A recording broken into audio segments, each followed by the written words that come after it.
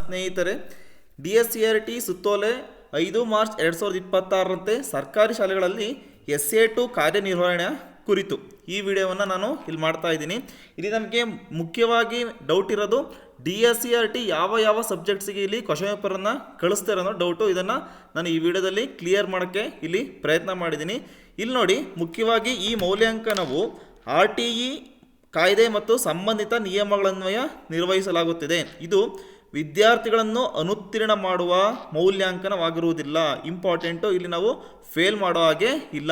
ಪ್ರಸಕ್ತ ಸಾಲಿನಲ್ಲಿ ಸರ್ಕಾರಿ ಶಾಲೆಗಳಿಗೆ ದ್ವಿತೀಯ ಸಂಕಲನಾತ್ಮಕ ಮೌಲ್ಯಾಂಕನವನ್ನು ಅನುಷ್ಠಾನಗೊಳಿಸಲಾಗುತ್ತಿದ್ದು, ಅಂದರೆ ಇಲ್ಲಿ ಈ ವರ್ಷ DSCRT ಕ್ವಶನ್ ಪೇಪರ್ ಕಳಿಸೋದು ಸರ್ಕಾರಿ ಶಾಲೆಗಳಿಗೆ ಮಾತ್ರ.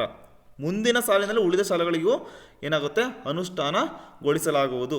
ಈಗ ಮುಖ್ಯವಾಗಿ ಇಲ್ಲಿ ಬರೋಣ, ಮೌಲ್ಯಾಂಕನ ನಿರ್ವಹಣೆಯ ಮಾರ್ಗಸೂಚಿಗಳು. ಇಲ್ಲಿ ಮೊದಲನೇ ಪಾಯಿಂಟಲ್ಲಿ ಯಾವ ಸಬ್ಜೆಕ್ಟ್ಸ್ಗೆ ಇಲ್ಲಿ ಕ್ವಶನ್ ಪೇಪರ್ನ ಕಳಿಸ್ತಾರೆ ಅಂತ ಇಲ್ಲಿ ಹೇಳಲಾಗಿದೆ. ಇಲ್ಲಿ ನೋಡಿ, SA2 ಮೌಲ್ಯಾಂಕನಕ್ಕೆ ಸಂಬಂಧಿಸಿದಂತೆ 6ರಿಂದ 9ನೇ ತರಗತಿಗಳಿಗೆ ಕನ್ನಡ ಮಾಧ್ಯಮದ ಎಲ್ಲ ವಿಷಯಗಳು. ಈಗ 6ರಿಂದ 9ನೇ ತರಗತಿಗೆ ಕನ್ನಡ ಮಾಧ್ಯಮದ ಎಲ್ಲ ವಿಷಯಗಳಿಗೆ ಕ್ವಶನ್ ಪೇಪರ್ ಬರುತ್ತೆ. ನಂತರ ಆಂಗ್ಲ ಮಾಧ್ಯಮದಲ್ಲಿ ಕೋರ್ ವಿಷಯಗಳು. ಆಂಗ್ಲ ಮಾಧ್ಯಮದಕ್ಕೆ ಇಲ್ಲಿ ಕೋರ್ ವಿಷಯಗಳಿಗೆ ಎಲ್ಲದಕ್ಕೂ ಕ್ವಶನ್ ಪೇಪರ್ ಬರ್ತಾ ಹೋಗುತ್ತೆ. ನಂತರ ಇಲ್ಲಿ 6 ಮತ್ತು 7ಕ್ಕೆ ಸ್ಪೆಷಲ್ ಆಗಿ ನೋಡಿ, 6 ಮತ್ತು 7ನೇ ತರಗತಿಗಳಿಗೆ ಇಂಗ್ಲೀಷು ಬೈಲಿಂಗ್ವಲ್ ಕ್ವಶನ್ ಪೇಪರ್ ಇಲ್ಲಿ ಬರ್ತಾ ಹೋಗುತ್ತೆ. ನಂತರ ಉರ್ದು ಮಾಧ್ಯಮದಲ್ಲಿ ಪ್ರಥಮ ಭಾಷೆ ಉರ್ದು ಹಾಗೂ ಕೋರ್ ವಿಷಯಗಳು. ನಂತರ ಮರಾಠಿ ಮಾಧ್ಯಮದಲ್ಲಿ ಪ್ರಥಮ ಭಾಷೆ ಮರಾಠಿ ಹಾಗೂ ಕೋರ್ ವಿಷಯಗಳು.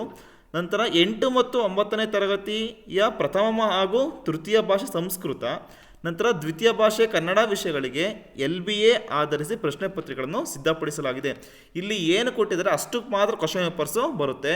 ಇನ್ನು ಉಳಿದಕ್ಕೆ ಇಲ್ಲಿ ಹೇಳಿದರೆ ಉಳಿದ ವಿಷಯಗಳಿಗೆ ಶಾಲಾ ಹಂತದಲ್ಲಿಯೇ ಪ್ರಶ್ನೆ ಪತ್ರಿಕೆಗಳನ್ನು ಏನು ಮಾಡಬೇಕಾಗುತ್ತೆ, ಸಿದ್ಧಪಡಿಸ್ಕೋಬೇಕಾಗುತ್ತೆ.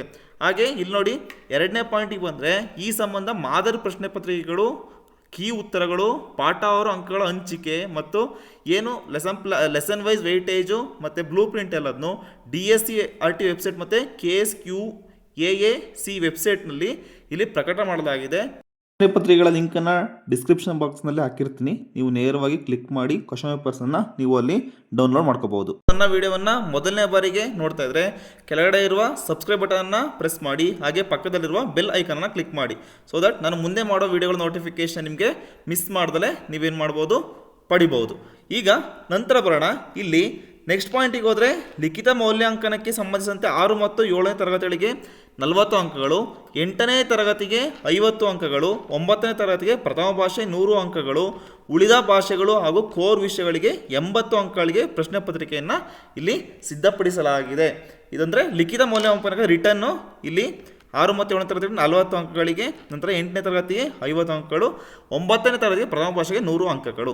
ಇನ್ನು ಉಳಿದವನ್ನು ಇಂಟರ್ನಲ್ಲು ಮತ್ತು ಏನು ಮಾಡಬೇಕಾಗುತ್ತೆ, ಇಲ್ಲಿ ಮೌಖಿಕ ಪ್ರಶ್ನೆಗಳನ್ನು ನಾವು ಸಿದ್ಧಪಡಿಸ್ಕೋಬೇಕಾಗುತ್ತೆ. ಇಲ್ಲಿ ಇದೆ, ಮೌಖಿಕ ಮತ್ತು ಆಂತರಿಕ ಮೌಲ್ಯಾಂಕನಕ್ಕೆ ಉಲ್ಲೇಖ 1ರ ಮೌಲ್ಯಾಂಕನ ಸುತ್ತೋಲೆಯಂತೆ ಕ್ರಮ ವಹಿಸೋದು.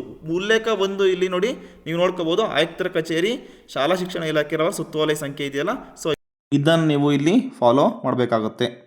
ನಂತರ ಬಂದರೆ ಸದರಿ ಪ್ರಶ್ನೆ ಪತ್ರಿಕೆಗಳನ್ನು KSQAAC ಮೂಲಕ ಸರ್ಕಾರಿ ಪ್ರೌಢಶಾಲಾ ಮುಖ್ಯ ಶಿಕ್ಷಕರ ಲಾಗಿನ್ಗೆ ಕಳುಹಿಸಲಾಗುತ್ತದೆ. ಇಂಪಾರ್ಟೆಂಟು, ಇಲ್ಲಿ ಎಲ್ಲ ಪ್ರಶ್ನೆ ಪತ್ರಿಕೆಗಳು ಏನು ಇಲ್ಲಿ ಮೇಲ್ಗಡೆ ಹೇಳಿದರೆ ಅಷ್ಟು ಪ್ರಶ್ನೆ ಪತ್ರಿಕೆಗಳು ಪ್ರೌಢಶಾಲಾ ಮುಖ್ಯ ಶಿಕ್ಷಕರ ಲಾಗಿನ್ಗೆ ಕಳಿಸ್ತಾರೆ. ನಂತರ ಇಲ್ಲಿ ಸರ್ಕಾರಿ ಪ್ರೌಢಶಾಲಾ ಮುಖ್ಯ ಶಿಕ್ಷಕರು 8 ಮತ್ತು 9ನೇ ತರಗತಿಗಳಿಗೆ ಅಲ್ಲೇ ಏನು ಮಾಡಬೇಕಾಗುತ್ತೆ, ಪ್ರಶ್ನೆ ಪತ್ರಿಕೆಗಳನ್ನು ವೇಳಾಪಟ್ಟಿಗೆ ಅನುಗುಣವಾಗಿ ತಮ್ಮ ಹಂತದಲ್ಲಿ ಮುದ್ರಣ ಮಾಡ್ಕೋಬೇಕಾಗುತ್ತೆ. ಇನ್ನು ಉಳಿದಂತೆ 6 ಮತ್ತು 7 ಮತ್ತು 8ನೇ ತರಗತಿಗಳಿಗೆ ಸರ್ಕಾರಿ ಹಿರಿಯ ಪ್ರಾಥಮಿಕ ಶಾಲೆಗಳ ಮುಖ್ಯ ಶಿಕ್ಷಕರಿಗೆ ಇಲ್ಲಿ ಸರ್ಕಾರಿ ಪ್ರೌಢಶಾಲಾ ಮುಖ್ಯ ಶಿಕ್ಷಕರು ತಮ್ಮ ಜೋಡಣೆಗೆ ಮಾಡಿರುವ, ಅಂದರೆ ಇಲ್ಲಿ DSCRT ಕೆಲವೊಂದು ಸ್ಕೂಲಿಗೆ ಜೋಡಣೆ ಮಾಡಿರ್ತಾರೆ, ಆ ಶಾಲೆಗಳಿಗೆ ಇಲ್ಲಿ ಮುಖ್ಯವಾಗಿ ನೋಡಬೇಕಾಗಿರೋದು, ಇಲ್ಲಿ ಪ್ರಶ್ನೆ ಪತ್ರಿಕೆಗಳ ಒಂದು ಪ್ರತಿಯನ್ನು ಮಾತ್ರ ನೀಡಬಹುದು. ಒಂದು ಪ್ರತಿಯನ್ನು ಮಾತ್ರ ಇಲ್ಲಿ ನೀಡ್ತಾರೆ. ಇನ್ನು ಉಳಿದ ಪ್ರಶ್ನೆ ಪತ್ರಿಕೆಗಳನ್ನು ಇಲ್ಲಿ ಗೌಪ್ಯತೆಯನ್ನು ಕಾಪಾಡಿಕೊಂಡು ಇಲ್ಲಿ ಸರ್ಕಾರಿ ಪ್ರಾಥಮಿಕ ಶಾಲಾ ಮುಖ್ಯ ಶಿಕ್ಷಕರು ಇಲ್ಲೇನು ಮಾಡ್ಕೋತೆ, ಪ್ರಿಂಟನ್ನು ಮಾಡ್ಕೋಬೇಕಾಗುತ್ತೆ. ನಂತರ ಇಲ್ಲಿ ಪ್ರಿಂಟ್ ಮಾಡೋಕ್ಕೆ ಅನುದಾನ ಇಲ್ಲಿ ಬಿಡುಗಡೆ ಆಗುತ್ತೆ. ತಲಾ 20 ರೂನಂತೆ ಇಲ್ಲಿ 6 ಮತ್ತು 7ನೇ ತರಗತಿಗಳಿಗೆ, 8ನೇ ತರಗತಿ ಮತ್ತು 9ನೇ ತರಗತಿಗಳಿಗೆ 30 ರುನಂತೆ ಪ್ರತಿ ವಿದ್ಯಾರ್ಥಿಗೆ ಅನುದಾನವನ್ನು ಬಿಡುಗಡೆ ಮಾಡಲಾಗುವುದು. ಪ್ರಶ್ನೆ ಪತ್ರಿಕೆಗಳನ್ನು ಶಾಲಾ ಹಂತದಲ್ಲಿ ಮುದ್ರಣ ಮಾಡಲು SSK ಕಚೇರಿಯಿಂದ ಬಿಡುಗಡೆ ಮಾಡುವ ಅನುದಾನವನ್ನು ನಿಯಮಾನುಸಾರ ಬಳಸಿಕೊಳ್ಳುವುದು. ಇಲ್ಲಿ ಶಿಕ್ಷಕರಿಗೆ ನಮಗೆ ಡೌಟ್ಸ್ ಇದ್ದಿದ್ದು ಇಷ್ಟು. ಇದನ್ನು ನಾನು ಈ ವಿಡಿಯೋದಲ್ಲಿ ಡೌಟ್ಸನ್ನು ಕ್ಲಿಯರ್ ಮಾಡೋಕ್ಕೆ ಪ್ರಯತ್ನವನ್ನು ಪಟ್ಟಿದ್ದೀನಿ. ಇನ್ನೂ ಏನಾದರೂ ಡೌಟ್ ಇದ್ದರೆ ನೀವು ಏನು ಮಾಡ್ಬೋದು, ಕಮೆಂಟ್ ಬಾಕ್ಸಲ್ಲಿ ಕಮೆಂಟ್ ಹಾಕಿ. ಹಾಗೆ ಇಲ್ಲಿ ಕೆಳಗಡೆ ಬಂದರೆ ಮುಖ್ಯ ಶಿಕ್ಷಕರ ಪಾತ್ರ ಇದೆ ಮತ್ತು ಶಿಕ್ಷಕರ ಪಾತ್ರ ಇದೆ, ಇದನ್ನು ಸರಿಯಾಗಿ ಓದ್ಕೊಳ್ಳಿ. ನಂತರ ಬಂದರೆ ಇಲ್ಲಿ 6 ಮತ್ತು 7ನೇ ತರಗತಿಗಳಿಗೆ SA2 ವೇಳಾಪಟ್ಟಿ ಇಲ್ಲಿ ಸಾರ್ವತ್ರಿಕವಾಗಿ ಎಲ್ಲ ಇಡೀ ಕರ್ನಾಟಕಕ್ಕೆ ಒಂದೇ ಟೈಮ್ ಟೇಬಲ್ಲು ಇಲ್ಲಿ ಬಿಟ್ಟಿದ್ದಾರೆ.